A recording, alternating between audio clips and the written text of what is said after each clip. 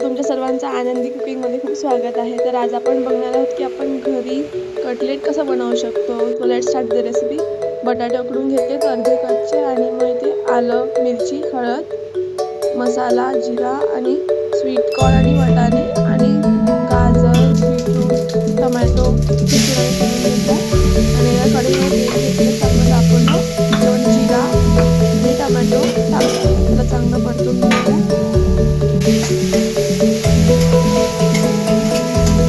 आपण टोमॅटोला परतवतो.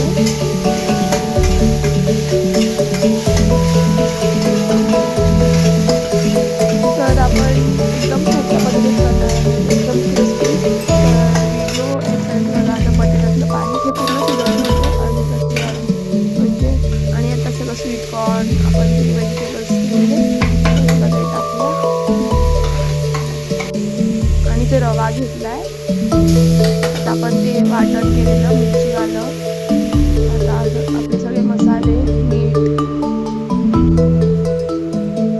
साखर आणि लिंबू पिळूया. आता साखर तुम्हाला हवी असेल तर स्वीट आणि आपण टाकत आहोत कॉर्नफ्लॉवर आणि आता कोथिंबीर चांगली चिरून परतून गार्निशिंगसाठी. आणि आता आपण शॅलो फ्राय करणार आहोत.